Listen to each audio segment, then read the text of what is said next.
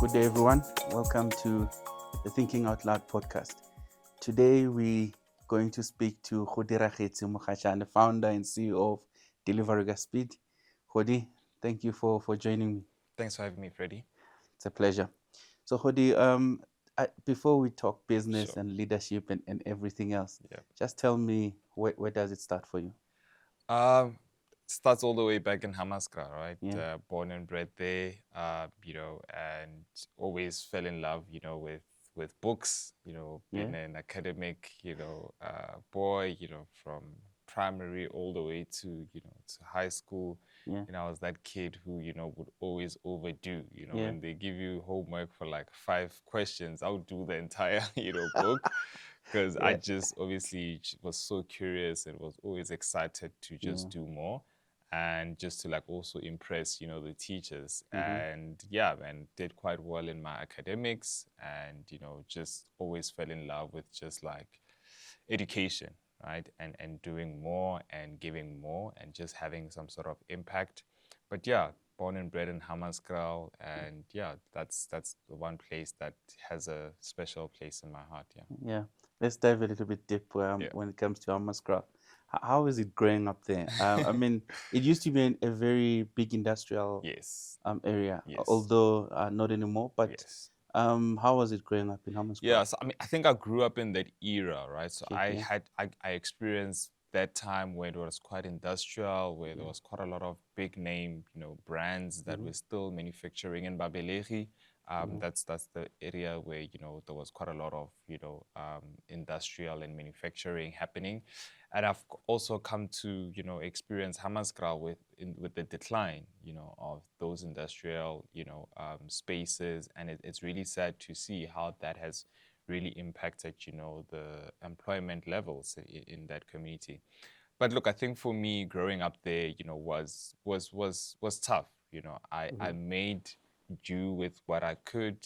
I did try to find pockets of hope and pockets of enjoying myself, but I really struggled to even make friends, right? In Hammanskraal. Yes, Yeah. I had friends, that you obviously, because it's awkward if you don't have Yeah. friends, Yeah. but those were short term. And I think in my head, I think I really realized that I really need to, come out of this environment for me to be who I want to be, right? I really need to make sure that I can take the good out of it Yeah. and leave out the bad out of that market. And unfortunately, for some of the people that I know and that I grew up with, the environment has really affected them, negatively, Yeah. where there's no progress at all, right, in terms of their lives. And I think for me, I just didn't want that for myself. I wanted more for myself. And I knew for me to get that, I really had to leave that community Yeah. and go to the cities and make a living. And through my business now, I'm Yeah. able to go back to my townships and Yeah. give more. Yeah. You mentioned a little bit around school and how you were at school and all Yeah, of that. What are some of the challenges that you had at school? When you look yeah, back right now, you yeah, realize that challenge helped to shape yeah. the kind of leader I am today. So, look, because I'm book smart, right? I mean, Yeah. I'm doing well in my academics, but also I'm also very entrepreneurial, right? I'm starting any business that I could in a school, which is not allowed, Yeah. which I don't understand why. Yeah. We're not allowed to sell sweets, we're not Yeah. allowed to trade, in our schools as students. And the teachers just couldn't understand Mhm. how is this boy who's super smart busy with so many other things on the side. I mean, I Yeah. can tell you some of the business that I started. So, I mean, the first one was obviously, I think everybody does that, selling snacks and sweets. Yeah. And I had a guy in every single class Yeah. who was selling for me. Sure. And Yeah. reality is the guy who's willing to do that is Yeah. probably the guy who's not doing well in their academics, Yeah. right? So Yeah. I Yeah. had a lot of like guys who are not doing well in their academics. You would call them, those bully guys who Yeah. were Yeah. just causing trouble. But I had a group of those guys who were working for me, Sure. right? Yeah. And now I'm messing around with the wrong crowd, And Yeah. that time when the teachers look at me, I'm like doing so well in my academics. What am I doing with such crowds, right? Yeah. And I go to high school, I start, a crew, I start, organizing trips. Yeah. I don't know if you remember, I mean, back in Pretoria, Kadi 16, Kadi 1 September, would go out, hire a taxi, go to Fountains Valley and have loads of fun. And I was in the forefront, organizing those trips. I mean, I would come back home with so much cash. Yeah. Taxi drivers would be pulling up to my house and I pay them, the cash that's due to them. And again, even with that, the crowd that I'm around, it's not people that are book smart or, are doing so well academically. So it just didn't make sense to a lot of people around me. How am I doing so well, getting distinctions at school? But I'm busy, with businesses and hanging around with the wrong crowds. And I think for me, that was a challenge to also try and find myself, around that crowd. Because am I supposed to be book smart and boring? Or must I leave my books and start hanging around with these crowds and be a cool guy? So I think just trying to find myself around that was a challenge. But I'm grateful that I went through that phase, because today, I can fit into any group that you put me into, and I can be myself in that particular group, and I can offer myself, authentic self, in any group that you put me in. Yeah, interesting. I mean, I guess that's when, I don't know if you knew it then, but when you were leading that crew, it was some sort of leadership, right? Yes. Did you know what you were doing back then? Did you have a word for it ever? Yeah, I didn't even have a word for it, right? For me, it just felt right. It just felt like a thing to do. Like, there were so many guys. I mean, I was part of a crew once. And I was like, nah, man, I can do better. And I started my own crew. And I don't know if you know, we had numbers, only 00, 01. I was the I've heard 00. about those stories, yeah. So I was the 00 and I was the leader. I recruited guys, there was a ladies group as well that I recruited. We had a name, it was called Effective Crew. I think about it, that's crazy. We had a name, it was a brand, right? Because every time we go out to these trips, it's like a competition amongst the crews, who's dressed better, what taxi are you guys taking, the music that you're playing. We had a song, right? Even it's crazy times. But for me, that's what I felt like was the thing to do. Right? I've never had to come into a place and just take things as they are, where I feel like I could do better if I'm at the forefront. So you look at it today, you could say that's leadership, but for me at the time, it was just like doing what feels right at the moment. Yeah. I mean, you talk about the name and the music, and that talks to building a product and a brand, basically, that people could recognize and keep to a certain standard. Just tell me, though, at home, how did they take it? Yeah. So it's same with my teachers, right? Because at home, I'm doing so well academically, but you look around the people I'm around with or people that I'm hanging around with, they're not, great examples, right? And at home, I mean, they would always want me to say, look, you need to be friends with, the right people and, and hang around the right people. So it was a bit of a challenge for them to really understand what I'm trying to do. But I think one thing I appreciate from my mother is that she has always supported me, in all my business ventures, and even with that, she could have easily said, stop this thing and stop doing it. But she gave me, the time to explore that for myself until I realized that this is not sustainable, right? Because I'm not getting younger. I'm getting into grade 11. I'm getting into grade 12. Remember, my dream is to leave this community to go to university.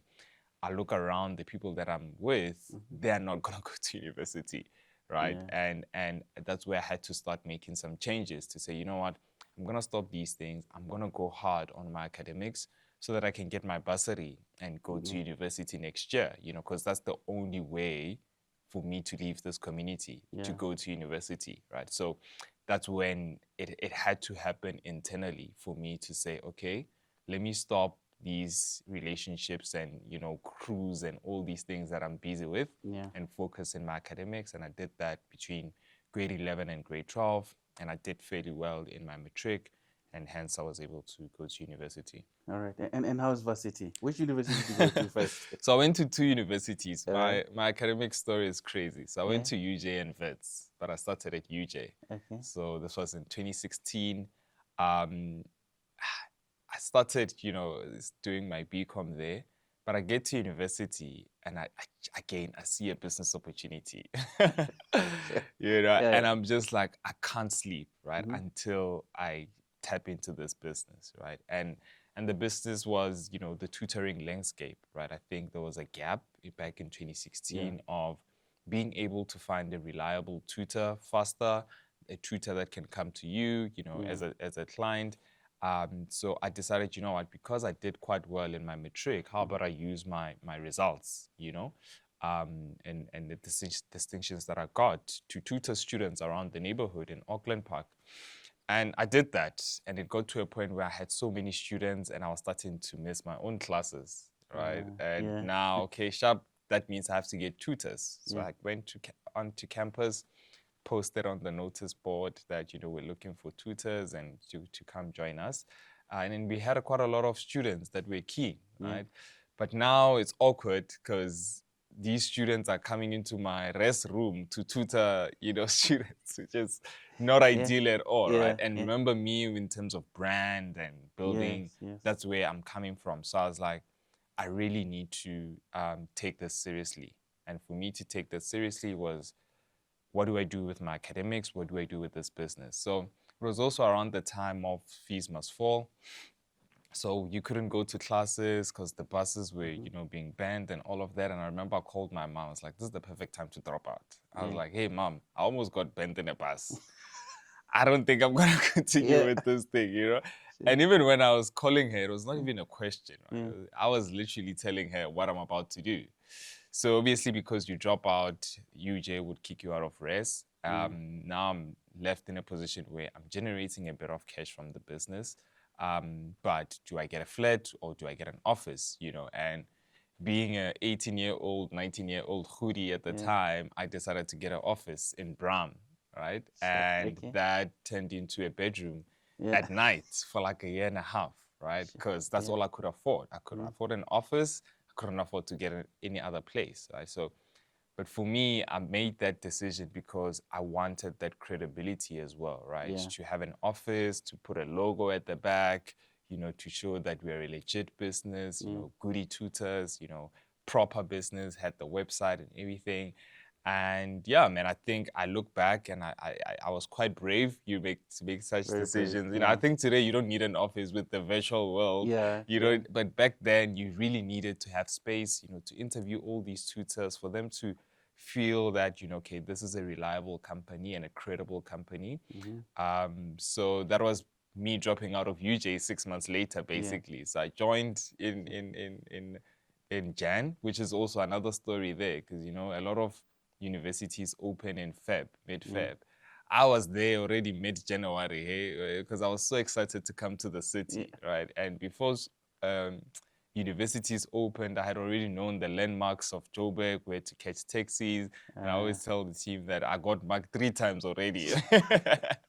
I remember the last time I was just like, but just give me the SIM card. That's fine. You can take the phone, you know? But that's just been me, right? And I think, I mean, Goody Tutors today, 300 tutors across the country. It's about to be 10 years next year old. One of my favorite businesses that I've started really has made an impact in the tutoring landscape. And yeah, that was my academic journey with UJ. Sure, interesting. Yeah. I can imagine. I mean, I studied at TUT. Oh, okay. Yeah, the other side. Yeah. Right, and there we had what we call TAMP, Technical Application Mentorship Program. Yes. And it was all about mentorship as well, and so on. Yeah. But what was very interesting as well on my side, so I ended up doing IT. Yes. But I went to TUT to register for business management.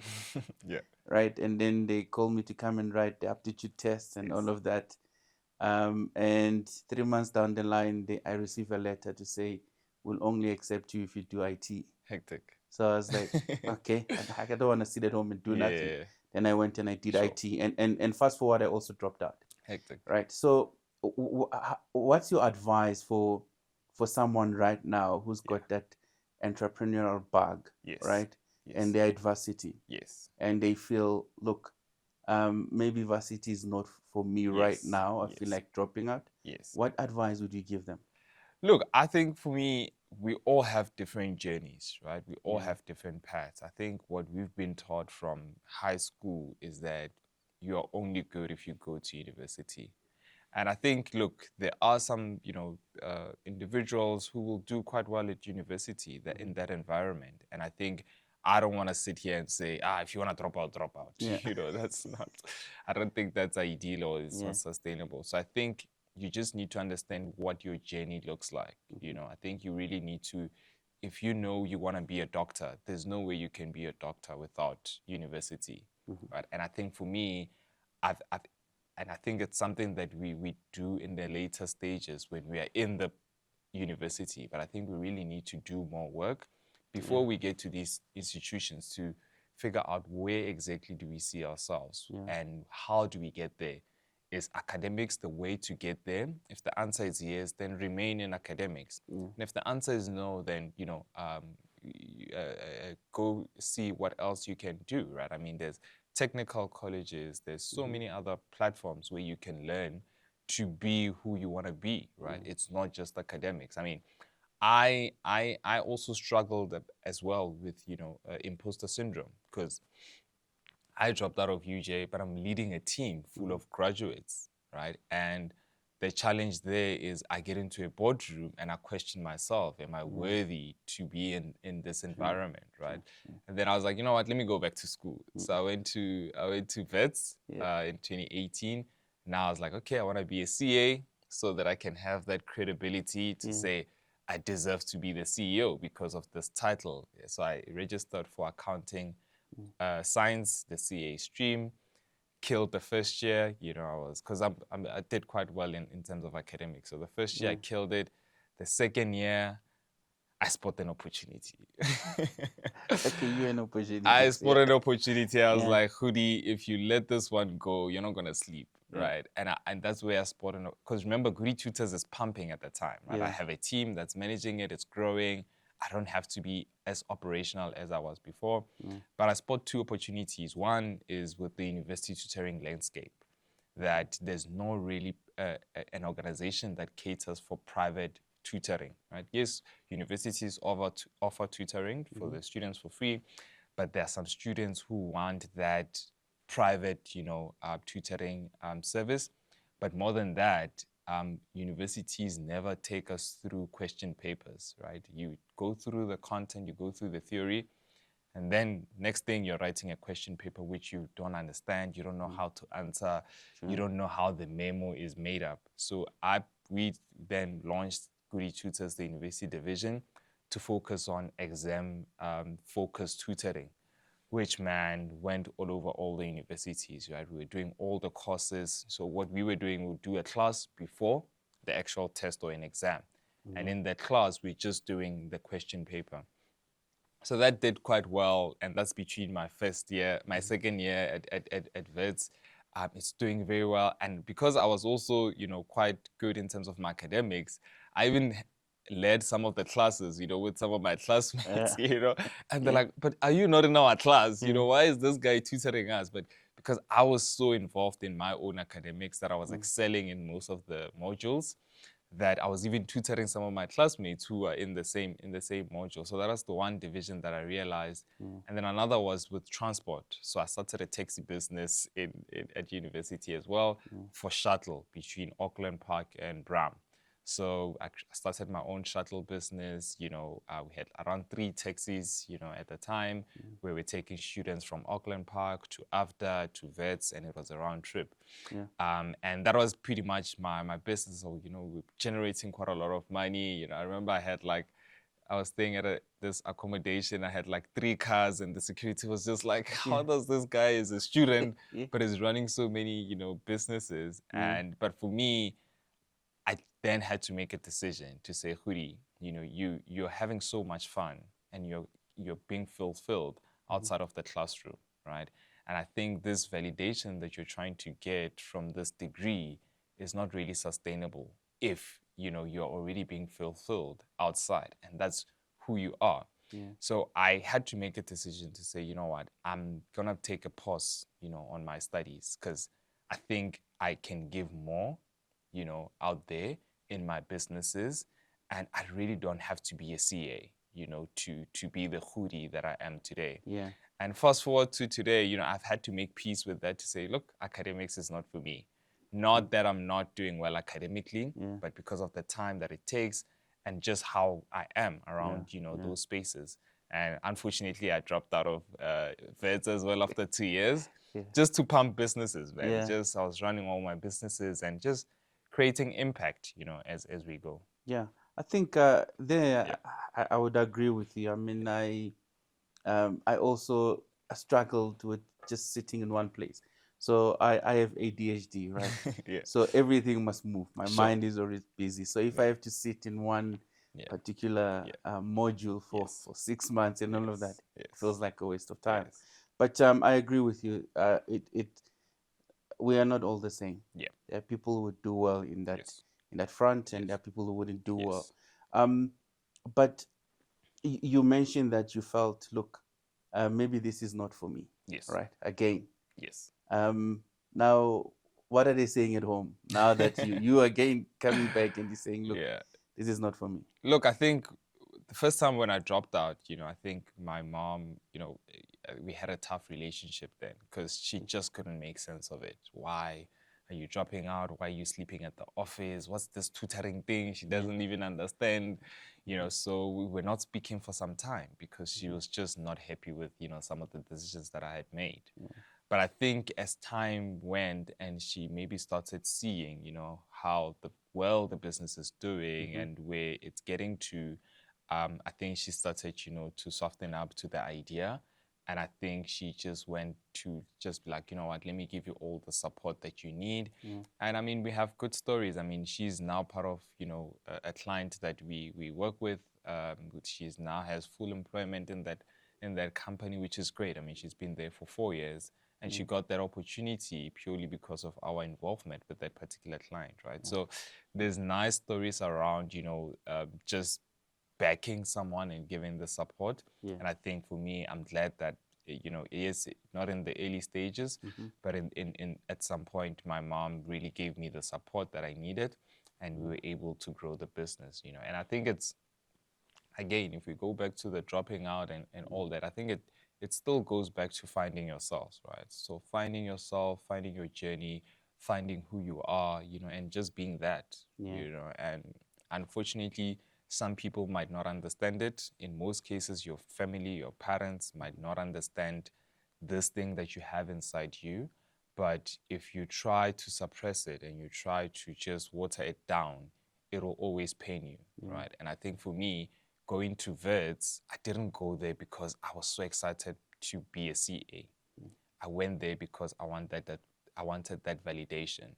But I later realized that I really don't need that from a degree, right? I can get that from so many other things that I really want to do. So yeah, man, I think it's just about finding yourself. Yeah, interesting. Do you have any examples growing up in terms of entrepreneurship? Look, I think still at home, we had a small business, with my mom, selling cool drinks, I think, before the whole spazas and all that, so my mom had her own cool drinks at home. So we would stock like 2 cases, 3 cases, and that's what we would sell.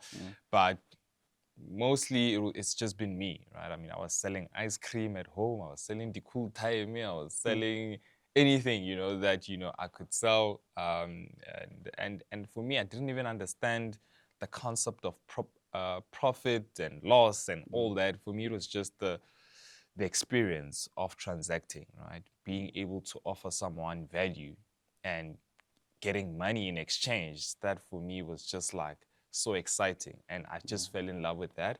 And I think as I grew on, I just found ways of transacting more and more and offering services. But it's when I realized that you can also provide, or you can give, impact through business. And I think that's where for me, I just fell in love with entrepreneurship.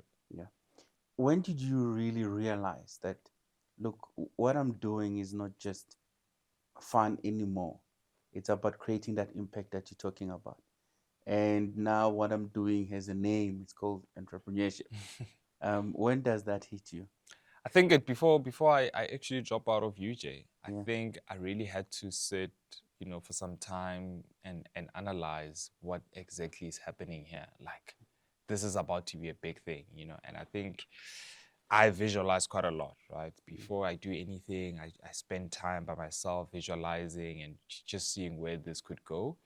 And I think with tutoring at the time, there was an issue of a lot of tutors before they join other agencies, they would be asked to share their driver's license, which for me didn't make sense. Why must I share my driver's license? But for them, it was for them to know that you can get to the client. I was like, oh, what? I can get to the client from Bram to Four Ways, Yeah. whether it's a taxi or whatever. I'll get there. Why Yeah. do I have to have a car? So that was limiting a lot of students who want to be tutors. So students who are on NSFAS, students who are on bursaries, we're not getting those opportunities to tutor. And for me, with Goody Tutor, I was like, we're going to scrap that off. I don't care how you get to the client. As long as you can get to the client on time, we will onboard you, right? So we onboarded quite a lot of students. I mean, probably at 75%, it was mostly Black students who are on NSFAS and who are on bursary. And for me, that was the impact, right? And when we looked at what these students were doing with the money that we're making through our platform, some were even sending money home. Some were looking after themselves, right? We're buying nice clothes, getting the nice haircut and all of that. Because, I think poverty in university is a real thing, right? There are a lot of students who are struggling. And I think we wanted to create a platform, and we did, where students can come in. You did well in your matric, that's great. How can we, put you in the right places where you can tutor? But also, it gave us, quite a lot of exposure in terms of what you can achieve, because now you remember, this is someone who comes from Komu and they are now at Vets, but you're now taking him to tutor a student in Bryanston, where he's just like, wow. Yeah, I can imagine. Right? Yeah, So yeah. it's that exposure as well that, sometimes we just never get to experience. And I think with us, with Goody Tutors, we've been able to create those, opportunities, and for people to know that there's more out there, right? And there's so many stories, that we can share about our experience with Goody Tutors over the years. Yeah. And obviously to build a successful business, leadership plays a big role, Yes. right? Um, where do you get that bug to say, look, I am now, I'm gonna be direct and purposeful around me being a leader, because you have all of these people around you. I can imagine, and they all look up to you. Yes. How is that? Look, I mean, it's leadership. I think it's a calling, right? I don't Yeah. think you just wake up and you decide you're gonna lead. I think, I mean, back even in primary school and high school, at the beginning of the year when they're like, choose a prefect. Yeah. In most cases, I was the one chosen. Yeah. So you have to be the one that, the crowd and the people around you can see value in you leading. And that comes from, your experience and what you've been able to create. So I think for me, I mean, I've also relied quite a lot on books. So I read a lot of leadership books. I read a lot of business books to make the informed decisions, right? Because as a leader as well, and imagine in my case, when most cases I'm leading people who are older than me, right? Yeah. And that dynamic does play, into how, a business runs. And for me, I had to now forget that and forget that I'm younger and they're older. I had to now say, let's look at the facts. Let's look at the numbers. Let's look at the direction that the business is taking. And that's how I've been able to make decisions. But I think I've relied heavily on books. So at any given time, whether it's in my car or at the office, you'll find a book that I'm currently reading, right? And it's been exciting to just see how by being, a leader, you're able to affect so many people's lives, positively. And it does come with a lot of pressure. One big decision could, change a lot of people's lives, whether negatively or positively. And I think having that much pressure on you, sometimes it does become a lot. And that's where you need the support system around you to help you, and but also grow leaders as well in the business, right? And I think that's something that I've done to not only be the only one who leads, right? So creating leaders as well and cultivating leaders in the team as well, so that they can also take a step forward. Yeah, yeah. I saw. I'm not sure when, but you put a video on LinkedIn, and I saw on your desk you had betting on a ducky or something. Yes. Right. It's a great book as well. Yes. It's a good read. Yes. And you're right. I mean, I always say when you're reading a book, you are giving yourself an opportunity to think in somebody else's view and mindset. And gain that experience in less than 500 pages. Yes. And for me, that's the biggest thing, because you have this something that you probably people go to varsity to learn. And by grabbing a book and reading that particular book, you're able to learn a lot from 100%. it. And you're right as well with leadership.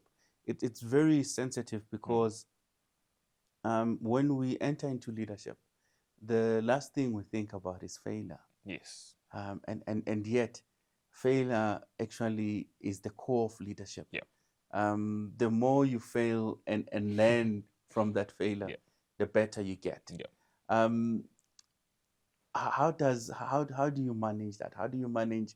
I mean, failing in public, because when you're a leader, you fail in public. People will know and be aware. And I'm not sure if you get it as well. I mean, I employ around about 195, close to 200 people. Sure.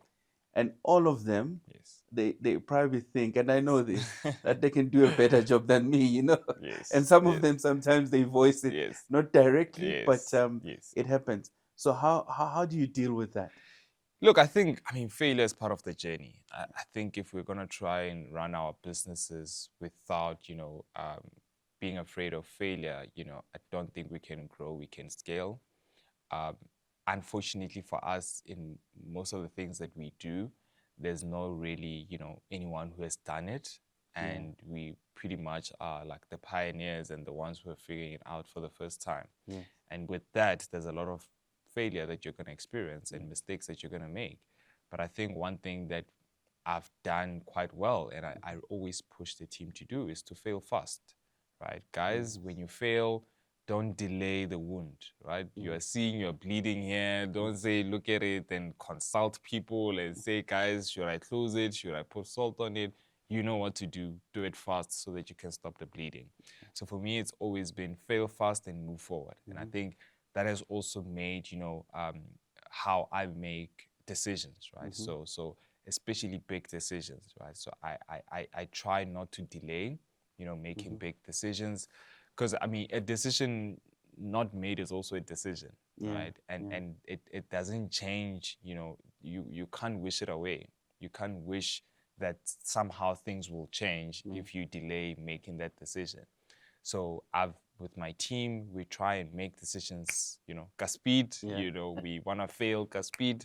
Let's not delay it, because we are only growing. The more failures you experience, that's where the growth is. I look at my journey, and people will be like, oh, you're this young, how have you achieved all these things that you have?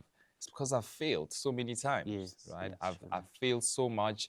I've experienced a lot of things that my age mates, when I was 20, the things that I was doing, everybody else who was 20, they were not doing those things, right? And I think that's why I've been able to build this muscle as well, right? Of work, of experience, because I've done a lot. If you looked at my 24 hours, when I was 20, it was crazy. The amount of things that I was going through, the failures that I was going through one by one. I mean, you look at the taxi business that I started, that exposed me to taxi associations. I mean, Faraday was coming to my res, paying cold drink. I was doing that when I was 20, 21. Fast forward 10 years later, I've cultivated those relationships, that experience. Now I can easily, have a meeting, with the taxi industry. So it's things like that where I look at failure as like, cool, it's not a nice feeling, but don't delay it. Fail fast and move on. Yeah, interesting. Delivery speed.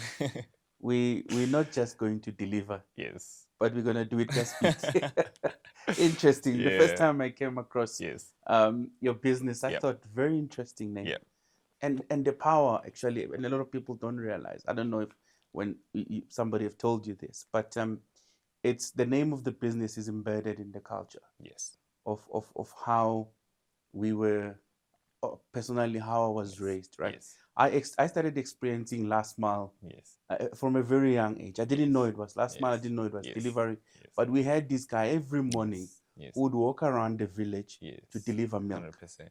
Right. At that time, there was no concept around it. Yes. And fast forward today, when I saw that, I was like, the name resonate with Yes. where we come from. 100%. Right. How did you come up with that name? Look, I mean, again, I'm a visualizer. I had this concept of this business, and I was like, what is it gonna be called? Yeah. I had so many different names, but one thing that I wanted from the name was I wanted a name that could resonate with the people, right? I want you when you hear our name to know that this is a local business, and this is a business that obviously started in our townships. But more than that, I wanted a name that could also explain what we do. Yeah. Right. And I just didn't want to explain a lot. Yeah. Because when I say delivery speed, you Yeah. get it, what Yeah. we do, right? I didn't want to explain, we are, some companies will be XY, and now you must explain what is XY and what we offer. And that's where I was like, you know what, I'm from Pretoria, and go Pretoria, everything we batlang speed. Yeah. You say, shopong ka speed. Yeah. Kai ka speed. And I was like, how about delivery ka speed? Yeah. And that was like a light bulb. I literally woke up in the middle of the night, went to Canva, did the logo, and I was like, this is the name. CIPC got the name and everything. Fortunately, I was like, okay, this is great. And you know the obvious thing you do, you Google if it exists.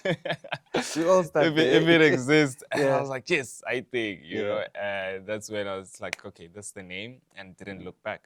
Yeah, interesting. So I know when I was studying at KCD, Yes. I had to plan Yes. the positions I wanted in the business to start up. Yes. So I knew I couldn't afford everyone because the business doesn't have money. Yes. So I looked at people around me. Yes. Right, and I started hiring people who are unemployed. Yes. Around me. Yep. For you, who's that first employee, and what does it look like? Look, so I started Delivery Speed at the offices of Goody Tutors, right? Okay, So I was at Goody Tutors. We had an office here in Hyde Park. And I remember I had a PA, her name is Kamo. I was like, Wena, you're going to help me recruit all these people. But I think our first employee, at Goody Tutors is Victoria, who's still, part of the business today. I think literally, probably the soul of the business. She's seen all the seasons of the business, and she's interacted. She's seen people come, people go, so she's seen quite a lot. But I think for me, I obviously knew that I have to start with a team. Right? Unlike with Goody Tutors, where I started by myself, Delivery Speed, I knew from the get-go that I have to start with a team. And I started with the local people, right? And most of them didn't even have experience, right? With running a startup or starting a business or even corporate experience. So it's just people with the right attitude. And fortunately, they were all graduates. And I think it's around 4 or 5 ladies. And I'm proud to say that today they're still with the business and they've grown, with the business. I think my passion, again, and I'm hoping we will go into it, with Delivery Speed is also impact, right? And I look at the impact with my team as well. When we started, when we're in Hammanskraal, where everybody's still staying at their, parents' house. Fast forward 4 years later, everybody has moved out, and they have their own places. They are independent. They have their own cars. And that, for me, that's what I call growth, right? And good impact, right? That you want from the team that you start with in Hammanskraal, Lilukokasi. When you move to Midrand, the people should also be able to move, right? Because they can now afford to do so. And that goes to show the quality of employment that we are able to create. Yeah, I mean, you talk a lot about impact. the other day so I got this big contract, right? And the guys told me, look, your drivers, we need to vet them. Sure. And one of the drivers that I've hired called me and said, look, I had an altercation back in the day and somebody opened the case, so I have a criminal record. Oof. I was like, okay. And I said, look, let me make a plan. Let me speak to them. And those are some of the challenges that you find in the township. Yes. And some of these regulations and laws that big corporates have built are actually making rehabilitation very difficult for some of the guys that are in the township. 100%. And these guys are guys that some of them they grow up around us. Yeah. We are now, for example, I'm sure most of the people that we hire now are older than you. Yes. And during the day in the township, they were the ones that were sending you to go and either buy a cigarette for them or whatever, and now they get to be working for you because of the impact that you're creating. Yes. But can you just put it into words for me? The impact that Delivery Speed is having, specifically in the township. Look, it's massive, and look, even where it is now, I feel like we can do more. When we started with bicycles, I literally started Delivery Speed because I went back home to Hammanskraal, COVID, lockdown, and obviously you have to leave the city and go back home. And I get there, I realize, one, Uber Eats and Mr. D are not operational in these particular areas, especially in Hammanskraal. Because in the city, I use the same app. If it's like, well, guys, it's not working. That's a problem. But another thing was just me seeing, the lives of my former classmates, right? The guys who just didn't have, the privilege to go to university like I did. And if you circle back to my story, if you look at the people that I was hanging around at high school, coming back now home and realizing, that life has gotten worse for these guys was really sad for me to see, right? And I just felt like I owe them something. I owe them an opportunity. I've done that with Goody Tutors, but Goody Tutors is limited to the smart kids, right? How about these guys who are just hanging around Moka, Sikudi Koning? They don't have any opportunities. There's malls that are popping up, but they still are unable to get opportunities. And I was like, how about I start a delivery business, right? Where it requires less skill, compared to Goody Tutors. Just jump on a bicycle and start delivering food. And the gig economy as well, is booming, but it's just not taking shape in the townships, and we're not taking it on. So I literally started Delivery Speed to answer those two problems: convenience in the township and the impact, of making sure that we employ these young people in the township who have lost hope. And fast forward to today, where we've pivoted from a food delivery business to a logistics business, where we move quite a lot of parcels across the country.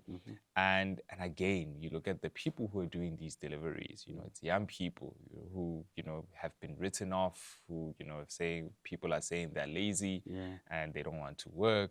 But you come to Delivery Speed and you see how these guys are just so passionate when they're just given a chance, when they're just given a platform to just work, what they're able to do. I think we're probably averaging 200 to 250, drivers across the country, mostly young, people. We're also getting quite a lot of people, older people, which for me, it warms my heart, to know that this is a mother, this is a father, he's working for his children. And through my business idea, we're able to create that platform for them to see an opportunity to say, you know what, my kids, I'm gonna work, and that's at Delivery Speed. So the impact is massive, and I think it's only just started now. It's going to be more and more, but that's what drives us as a business, right? For us is for the people in the townships to do better. I think then we will have townships that we want to go to. Right? Townships that we are not saying, it's dangerous, hey, you can't go there, what. Yeah. If people are working, I believe that our townships could be a better place. Yeah, definitely. I agree with that. Simon Sinek says, leaders eat last. And for me, that speaks a mouthful, because when you start these businesses, it's actually not about you. and it's not about you having that slice, Yeah. right? It's actually about you watching them eat and be fulfilled and all of that. Yep. And that's where you get that's what makes you wake up in the Yes. morning. So with running Delivery Speed currently, Yep. what gets you out of bed? Look, I think it's exactly what I said. I think, Yeah. for me, it's just seeing how people's lives are, changing Yeah. through, working with us. Mm-hmm. For me, that's like, dude, I'm addicted to that. Like, I hear these stories. I mean, there was a guy who started with us as a driver, as a bicycle rider, Mm-hmm. and today he's one of the supervisors at the warehouse, Yeah. night shift supervisor. And you look at that journey and you're just like, we need to do more of that. Yeah. So for me, I wake up and I'm just saying, what more value can I provide? Yeah. What more value can I give, to our Mm-hmm. drivers as well?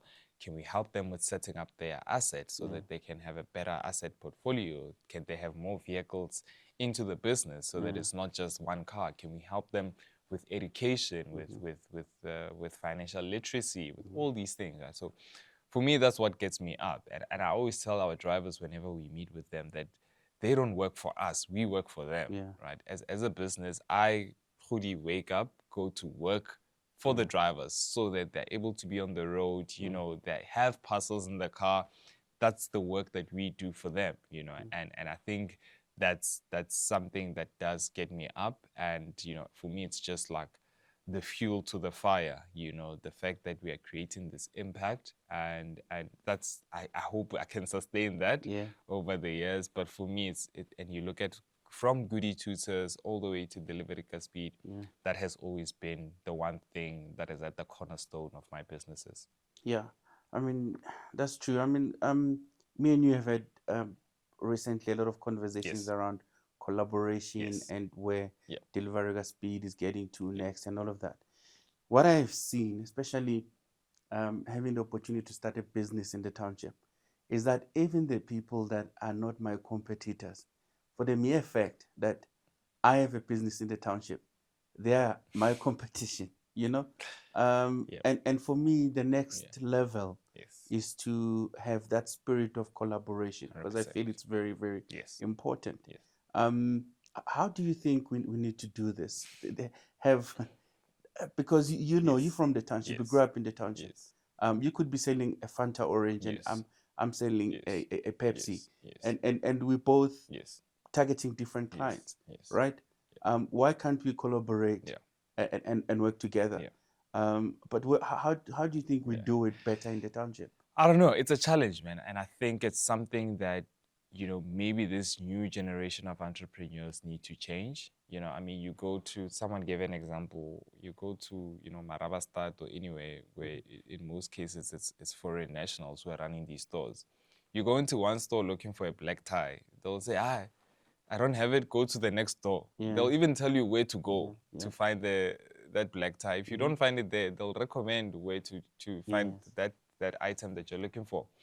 We certainly don't have that, because I think there's an essence of, if I tell him to go to Freddy, hey, I'm losing out. Yeah. But are you really losing out? And I think that's something that psychologically we need to change about how we see competition. But also, I think just understanding that there's enough air for everyone. The pie is big enough for all of us, right, to get a slice. And I think it's just cultivating, these partnerships and these collaborations, these conversations, Yeah. because entrepreneurial journey is quite lonely.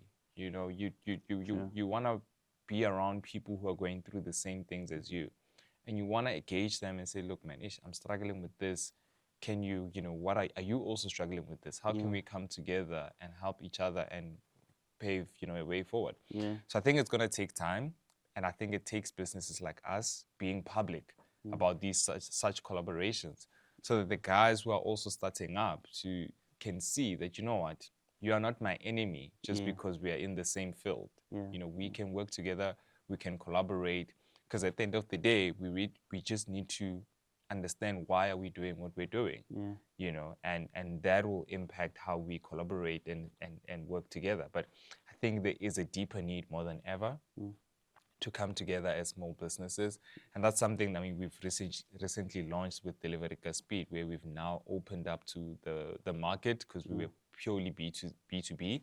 And now we've opened up, to small businesses as well. And the goal is to have these small businesses collaborate. Once we get to a certain number, we want to be able to hold events and hold conferences where we get all these small businesses that are using Godiragetse Speed, to network, to collaborate, to see how we can work better. And I think that's how we can achieve, the growth that we're looking for in small businesses in the townships. Yeah, true, man. I remember when we were driving in Cape Town, and we were both sharing stories and journeys that we've experienced with starting businesses, and there's a lot of similarities, right? And you're quite right.